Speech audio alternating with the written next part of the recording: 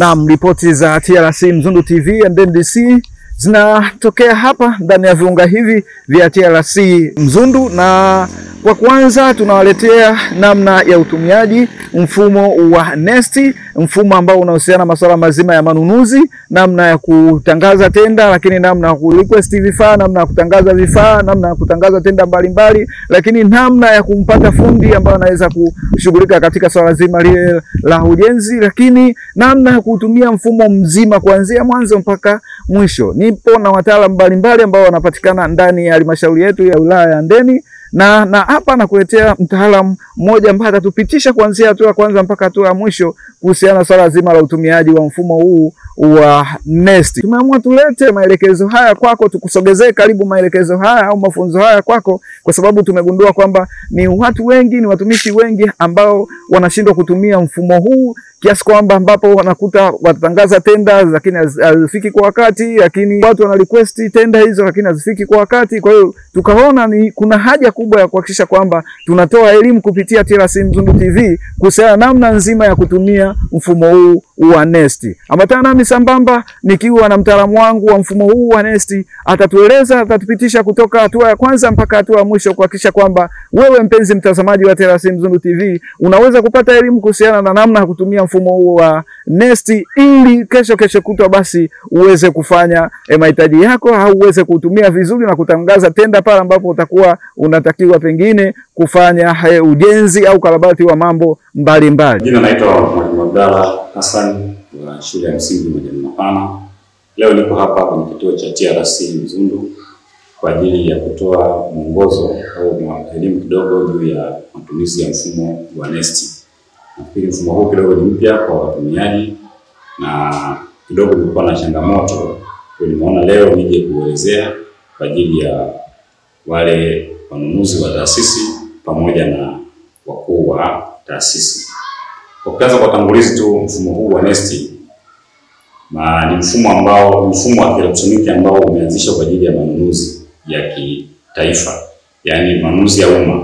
Vifaa ambavyo vinahusisha manunuzi ya umma lazima wote tupitie kwenye mfumo huu wa Nesti.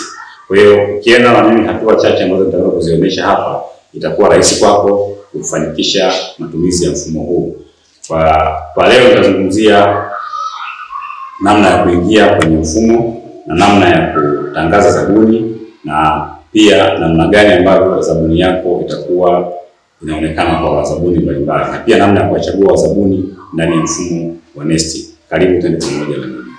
Kama nilivyotoa utangulizi hapo mwanzoni juu ya matumizi ya mfumo wa Nesti, na sasa tunaingia kwenye vitendo halisi. Kama hapo tumesha login, yani kwa maana tumeingiza username na neno la mtumiaji pamoja na neno la siri la mtumiaji. Menu yetu tumetuletea hii hapa. Hii menu tuliingia ni menu ya mnunuzi. Kwa wenzetu wazungu wanasema clerk. Kwa hiyo huyu clerk ambaye ni mnunuzi sasa, yeye ndio ana majukumu ya kupandisha tenda, majukumu ya kutangaza mahitaji ya mfumo. Ukiangalia pale kwenye mfumo kama inavyoonekana, kuna vitu vinaonekana pale. Kuna icon iko pale, opening, evaluation, award na institution. Hiyo institution hapo ni kuandaa taarifa za taasisi, kwamba taasisi yako inaitwaje na anwani zake na kila kitu hapo, kwa maana utambulisho wa taasisi kwa ujumla. Kwa kama unapoangalia hapo physical address hapo, mkoa, wilaya,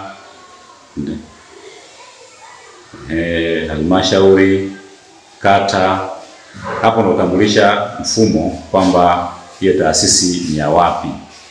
Hata unapotangaza tenda, yule unamtangazia tenda anajua kwamba wewe unapatikana maeneo gani. Baada ya kumaliza kujaza taarifa zako, utaverify information pale kama nilivyoonyesha kwenye alama nyekundu pale. Mfano mmoja hapo ndio hapo.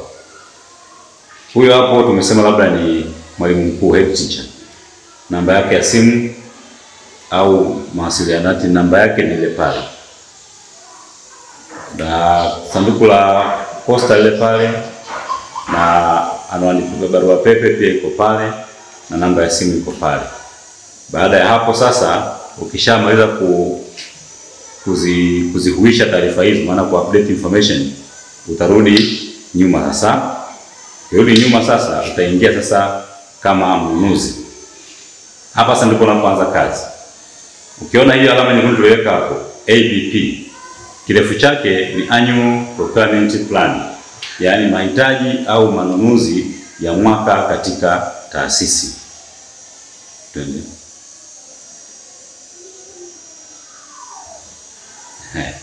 Sasa hapo ukiona kuna taarifa ya kwanza pale imeandikwa department needs, hiyo tunaachana nayo kwa sababu hiyo tutakuja kuiona baadaye baada ya kupandisha mahitaji ya taasisi. Kwa hiyo unapoingia kwenye hiyo APP formulation, yani Annual Procurement Plan formulation, utaanza kuingiza taarifa kama itakavyoonekana hapa chini.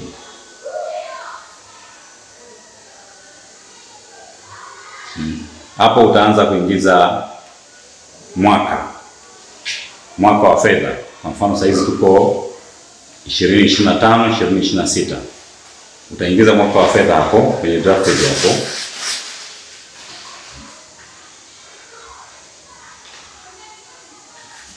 Ukishaingiza mwaka pale uta create, itakupeleka sehemu nyingine yenyewe.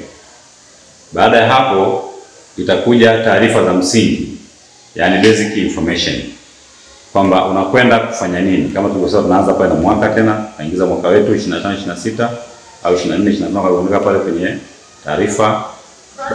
Baada ya hapo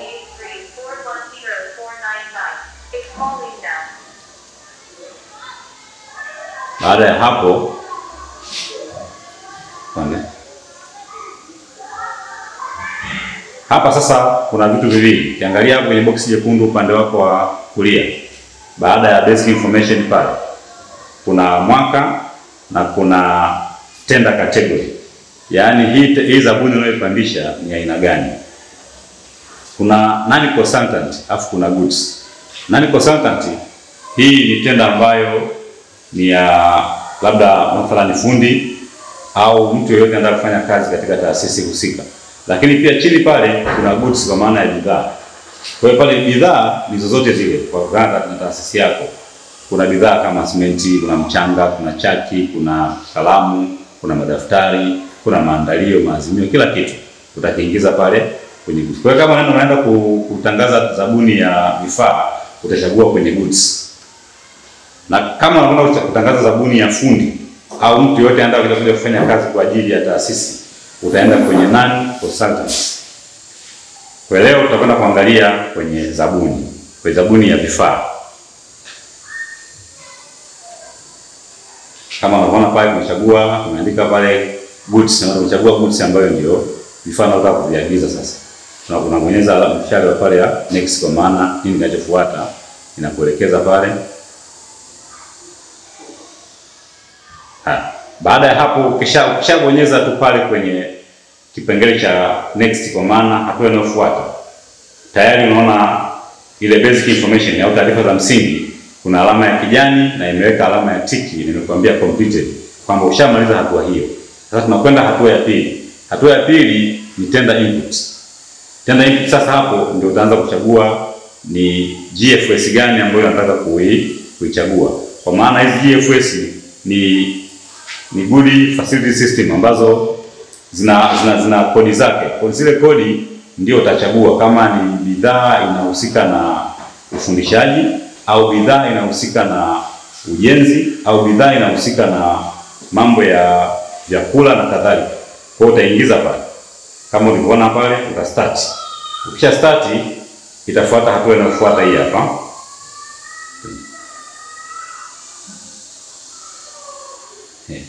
Mwana pale imekuletea kwa maana nachagua pale supply of food and refreshments. Hapa nataka kuagiza vyakula na viburudisho mbalimbali kwa ajili ya shule.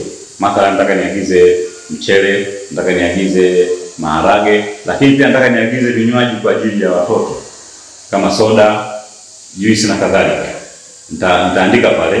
Hiyo ndio tenda yangu kubwa ambayo nitaenda kuirusha, kwa maana ya the supply of food and refreshment, kusambaza chakula na viburudisho kwenye taasisi. Lakini ni kwa muda gani pale chini? Ni kwa kiwango gani? Hapa kwenye cost of measures, hapo taangalia, je, ni unasambaza kwa mwezi au unasambaza kwa mwaka au unasambaza kwa muda gani? Kwa hiyo utaandika pale, kama ni kwa mwezi utaandika pale monthly. Lakini kama ukija kwenye bidhaa zingine kama kuagiza chaki na kadhalika, kwa utaandika cost. Utasafiri utakuletea cost. Baadaye tunaanza tutaangalia. Kwa hapo nimeingiza, nataka chakula na viburudisho kwa mwezi. Lakini gharama yake ya bidhaa zote hizo hapo ni shilingi milioni 1 kama nilivyoandika pale. Lakini pia tunaangalia, je, ni kwa kiwango gani? Nataka bidhaa za namna gani? Kwa kiwango gani? Hiyo milioni 1 ndio pandisha pale. Naagiza mara ngapi? Sasa hapo tumeingia kwenye tender input. Sasa nimeshachagua DFS code yangu pale, ambayo ni msimbo wa ile zabuni na kuipandisha. Zabuni yenyewe ndio kupandisha, mimi nimechagua hapa ni kusambaza chakula na viburudisho ndani ya taasisi. Lakini kuna kitu kinaitwa unit of measure. Vile unavyovisambaza na vipimaji, kama ni nasambaza kwa tani, kwa nini utaelezea hapa. Sasa mimi leo nasema hivi ninavyoagiza na viagiza kwa mwezi. Yaani kila mwezi huyu mzabuni atakuwa anahitaji faili nitakapokuwa naviagiza ndani ya zabuni yangu hii. Ikumbuke kwamba hii zabuni ninayokwenda kuitangaza hapa, hivi vifaa nitaviandika baadaye mbele tutakuja kuona kule. Hapa naandika jumla ya gharama zote. Na hili ulinote sana kwamba unapoagiza vifaa, kama una vifaa 15 labda, kila kifaa labda shilingi 1000 au na bei tofauti, chukua jumla ile bei yote iweke pale kwenye ile unit price. Ingiza bei yote iweke pale. Alafu angalia pale kwenye quantity. Kwenye quantity, kama umeamua kuweka bidhaa zako zote pale, unaweza ukaweka pale kama ni 5, kama ni 4, kama ni 2 utasiweka pale. Kwa mimi mbaya nataka nisambazie mara 5 hiki chakula. Kwa hiyo naweka mara 5 pale. Kwa hiyo moja kwa moja mfumo utakupigia hesabu, utakuwekea pale jumla ya gharama ambayo ni milioni 5. Baada ya hapo tunaendelea. Sasa tukishatoka hapa sasa tunakwenda sehemu moja imeandikwa set procurement method by clicking start on the method and options. Hapa sasa tunaenda sasa kuangalia namna gani ya hii procurement method. Procurement method kwa sisi hapa usifanue sana kwa sababu kuna zabuni za aina mbili. Kwa baada ya kuingiza tender inayohitajika pale, sasa tunakwenda sehemu moja imeandikwa methods and options. Hapa sasa ndio tunachagua ni njia gani ya manunuzi tunakwenda kuifanya. Hii njia ya manunuzi tunakwenda kuifanya sisi tunakwenda ni zabuni ya tunaita quotation ya ushindani mdogo. Utaikuta kwenye app ukifungua. Kwa hiyo ukishachagua hapo sasa pale kidogo.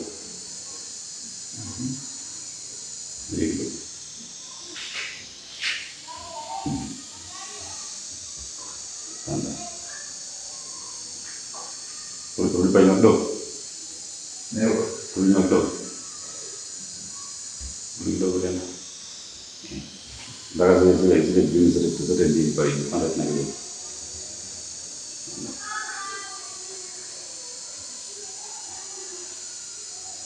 Hiyo chai mmoja namba na. Twende ndio kwa twende.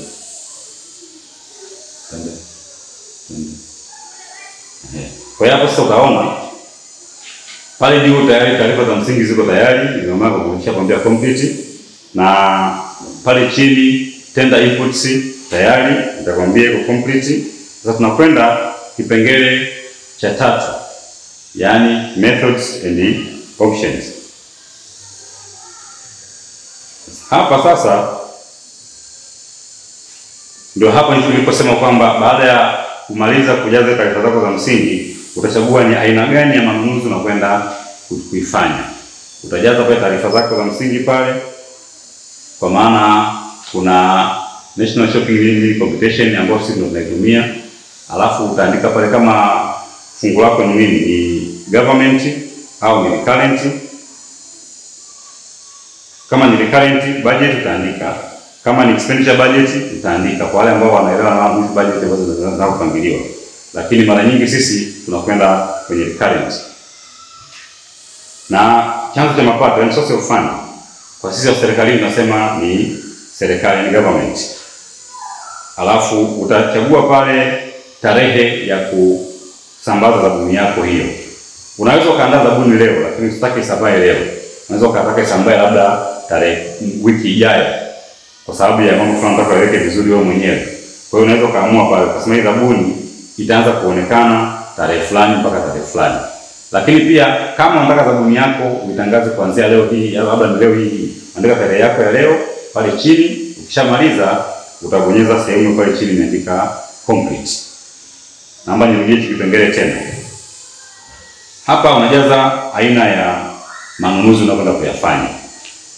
Huu ushindani unafanya ushindani wa nini? Sisi tunafanya mini computation, ushindani mdogo. Ushindani mdogo kwa maana kwamba sio kwamba lazima watu waje waanze kulipia gharama za nini za zabuni na kila kitu, hapana.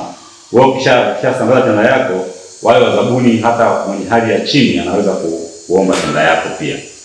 Lakini pia aina ya budget ambayo unatoa kwenye budget gani? Kwa wale wenzetu labda wa shule za msingi, pale anaweza kaandika education au anaweza kaandika development au recurrent kutokana na fungu ambalo utakuwa nalo wewe mwenyewe. Lakini chanzo cha mapato pale wote tunatumia mapato ya serikali, labda kwa wale taasisi binafsi wao wana mapato yao tofauti ambayo inakuwa non government. Lakini pale nilisema pia planned publication date, yani tarehe ambayo unataka wewe hiyo tenda yako iruke hewani. Kama unataka iruke siku hiyo hiyo ambayo unaitangaza, unaweka tarehe ya siku hiyo hiyo. Kama unataka iruke tarehe fulani, labda ni mathalan labda kama ni tarehe 20 mwezi wa 10 au ni 20 mwezi wa 11, utaikubalia pale. Na haitaruka mpaka itafika tarehe hiyo ndio watu zabuni wataanza kuiona tenda yako. Baada ya pale utabonyeza neno complete liko pale chini kwa ajili ya kukamilisha taarifa zako zile sasa. Baada ya pale sasa tunaendelea. Step hii inaendelea ukiwa mnunuzi pale pale. Ukiangalia pale utaona vipengele vile vyote vitatu vimesha kuwa kijani, vimekamilika. Hapa tayari tenda yako inaruhusiwa sasa kwenda kwa msimamizi wako wa kazi. Sisi tunasema admin wa mfumo wako. Sasa unamtumia hii taarifa ili aende akaikubali. Sasa hapa uta preview. Tunasema hapa kama uko gharama nyekundu hapo, uta preview hiyo tenda. Itaonekana kwa mfumo huu hapa. Itaonekana namna hii. Ikishafika kwa katika mfumo huu hapo sasa, wewe utabonyeza maandishi yako pale chini andika create tender. Hapo create tender. Ukisha create sasa, hiyo tenda itakuja kuonekana sehemu ya upande mwingine pale. Kama tunaona upande wa kulia, tayari tenda hapo imeandika pale supply of food and refreshments. Created date tayari imeandika pale na tarehe pia ya kusambazwa imeandikwa pale. Ukishamaliza pale sasa, unaweza hapo tenda kwanza umemaliza kujaza taarifa zake. Baada ya hapo tunakwenda sehemu sasa ya kwenda kumtumia taarifa yule sasa yule kiongozi wetu ambaye ni admin wa mfumo au msimamizi wa kituo. Utakwenda kwenye sehemu imeandikwa app task. App task ni application annual procurement plan task. Majukumu ya hiyo hayo manunuzi sasa utakwenda kuyafungua. Kumbuka hapa utarudi kule mwanzo kidogo. Utazikuta zile zimejipanga kule. Ukishafungua pale sasa utakwenda utaiona tenda yako pale na utapata. Nikiripoti tokea hapa ndani ya viunga hivi ya TRC Mzundu iliyoko kata ya Kabukundani halmashauri ya wilaya Handeni. Mimi Nchisko wa TRC Mzundu TV and NDC.